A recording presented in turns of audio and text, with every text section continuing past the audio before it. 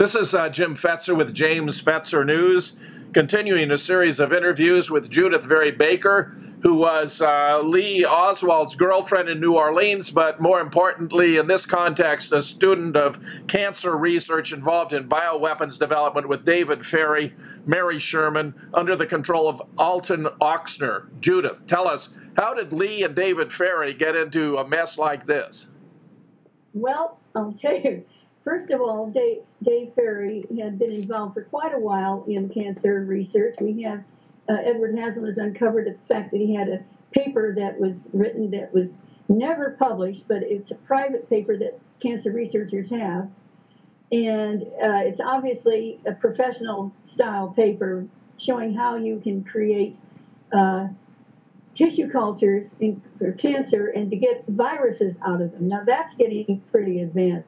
So we know that David Ferrie, just from that, had an insider paper that never been published, that he was able to do that kind of stuff. And anybody who really much about knew he had the intelligence to do that. Ed Haslam publishes some parts of it in his book, Dr. Mary's Monkey, and I take it that this may have been research that was prepared by somebody at the National Institutes of Health. Well, it's very possible.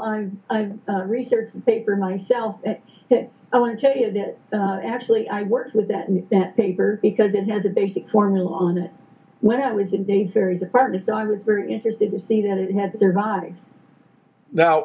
Now, when you first came to New Orleans, when Alton Ochsner encouraged you to come with early admission to med school and all that, you found yourself very soon working with Mary Sherman and David Ferrie.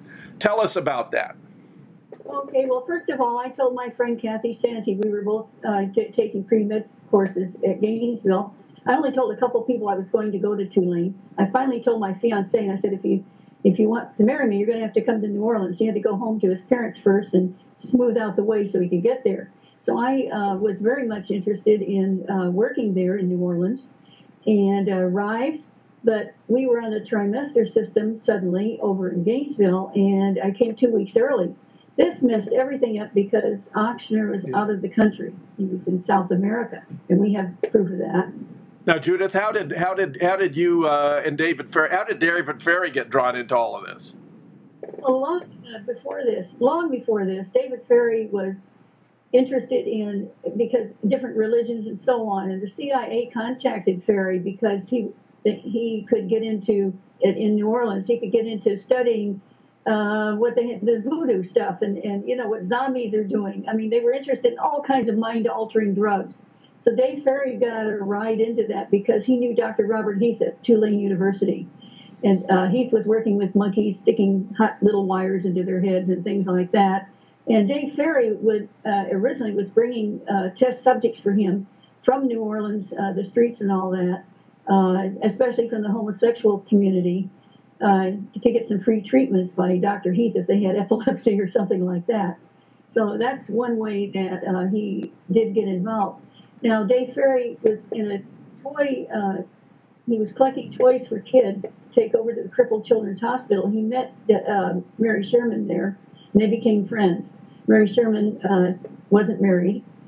Dave Ferrie and she got along very well. And eventually she realized how intelligent he was and that he was a person that she could trust. And she taught him different techniques and all that. And he kind of filled in for her sometimes when she had to go all over. She often accompanied Ochsner to a South American country because she could speak fluent Spanish. So there you have Ferrie knowing Dr. Sherman very well.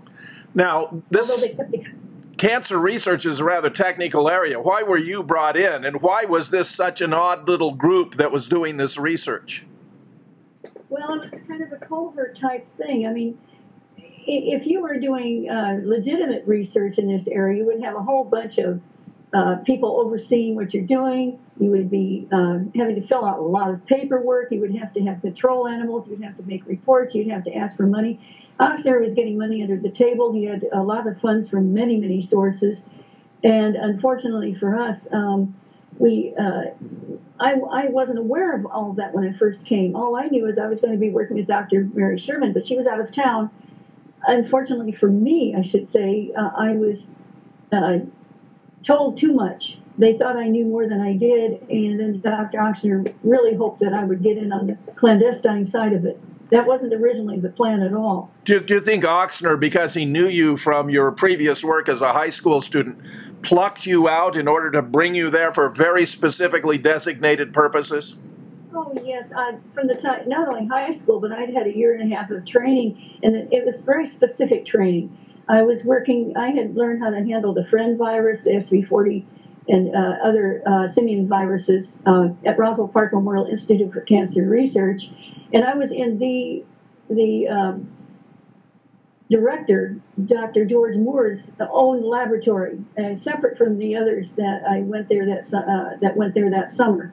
And I worked with Dr. James Grace and with Dr. Moore. We worked with marmosets, for example. I learned how to handle marmosets and how quickly... At Roswell, you learned to handle marmosets. That's right. And so that was one of my ideas. When they were having difficulty transferring the cancer from mice, baby marmosets with their bad immune systems, their almost didn't exist, they could contract cancer, injected cancer, and have it take.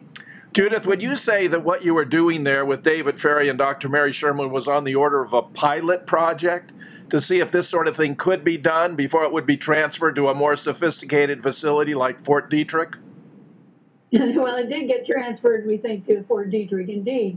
We had this war on cancer where they just scooped up all of these various projects and threw them over there. We don't know what happened to them after that. We do know that some went into deep freeze. These are what they call immortal cell lines. They last forever.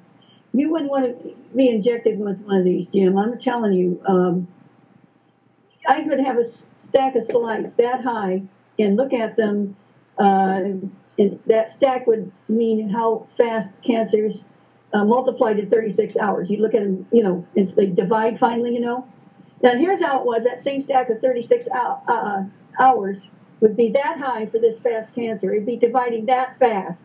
It's 6 times faster than anything that anybody had ever seen. Judyth, let me squeeze this question in edgewise. Lee Oswald seems to have been a very sophisticated guy. How did he get drawn into this cancer research project? Okay, well, General Walker got shot at over in Dallas, and Lee Oswald was not happy that right after Walker was shot at, he was asked to go and distribute, hands off Cuba type things, pro-Castro stuff right on the streets when the Dallas police were all hyped up. He felt like they were testing his loyalty because he, fairly recently returned from the Soviet Union. But he didn't like it. He didn't think it was right. He could have been hurt. He could have been arrested, beat up, maybe even shot by the Dallas police for doing what he did. And so he asked to be transferred to New Orleans, where he had family and all that. He wasn't getting along with Marina. She stayed behind for a while until he found an apartment and all that. But during all that period of time, he he volunteered for anything they would give him. And they needed a courier. They needed someone to move between the various labs we had set up, the circle of labs. To make a long story short, Lee Oswald was highly interested in science fiction. You'll find the FBI had a lot of, they recorded so many books and all that. He was always very interested in cutting edge things. He was much smarter than people believe. He was useful. He was also, I found out later that he had been asked by the CIA to kind of spy on what was going on because the CIA wanted to make sure that this didn't get in the wrong hands. Lee had a lot of experience with double agents work and all that, and he would be able to determine, if it was still being kept safe. And was he actually there in labs, either at the Ferrie's house where you were doing some of this or at the Mary Sherman's little lab?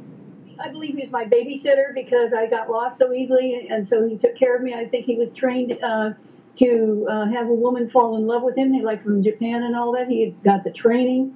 But actually, he did fall in love. And he did volunteer. I taught him how to handle these materials, and so they would stay alive. That was important because he was doing courier work. He would he did volunteer to take this stuff to Mexico City. He was betrayed, though. Now I think that he was lured there through this project, and they had set him up, because they never, ever went through with the bioweapon handoff like it was supposed to go. It was canceled. He was forced to go to Dallas There's so much. I want to tell you about the book Me and Lee, and then you can get all the details. Judyth, I look forward to our next conversation. This is Jim Fetzer with James Fetzer News, concluding yet another YouTube interview with Judyth Vary Baker. Thank you so much. Bye-bye.